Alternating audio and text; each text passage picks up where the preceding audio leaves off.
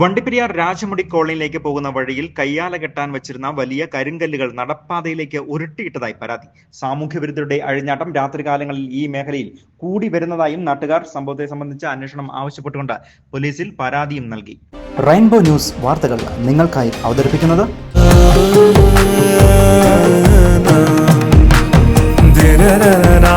നിങ്ങൾക്കേവർക്കും KG's ജ്വല്ലറിയുടെ ഓണാശംസകൾ. KG's jewellery, Kottayam കട, സിൻസ് 1950.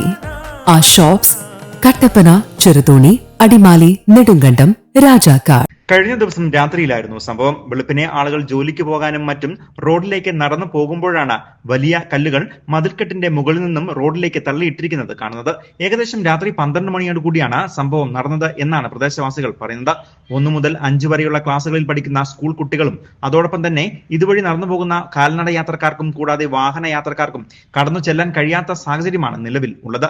2 ദിവസക്കാലമായി ഈ കല്ലുകൾ ഇങ്ങനെ തന്നെ കിടക്കുകയുമാണ്. പ്രദേശത്തെ സ്വകാര്യ വ്യക്തി തന്റെ സ്ഥല അതിർത്തിയോട് ചേർന്നുള്ള റോഡിന്റെ ഭാഗങ്ങൾ കയ്യാല കെട്ടാൻ മാറ്റിവെച്ചിരുന്ന കല്ലുകളാണ് സാമൂഹ്യവിരുദ്ധർ റോഡിലേക്ക് വലിച്ചിട്ടിരിക്കുന്നത്. സംഭവത്തിൽ അന്വേഷണം ആവശ്യപ്പെട്ടുകൊണ്ട് പ്രദേശവാസികൾ പോലീസിൽ പരാതി നൽകി. സാമൂഹ്യവിരുദ്ധർ ഈ മേഖലയിൽ രാത്രികാലങ്ങളിൽ അഴിഞ്ഞാടുകയാണെന്ന ആക്ഷേപം വ്യാപകമായി പ്രദേശവാസികൾക്ക് ഉണ്ട്. ഏറ്റവും അടിയന്തരമായി തന്നെ ജനങ്ങളുടെ സഞ്ചാര സ്വാതന്ത്ര്യം തടസ്സപ്പെടുത്തിയ സാമൂഹ്യവിരുദ്ധരെ പിടികൂടണം എന്നുള്ളതാണ് നാട്ടുകാരുടെ മുഴുവനും ആവശ്യം. News bureau, Vandiperiyar.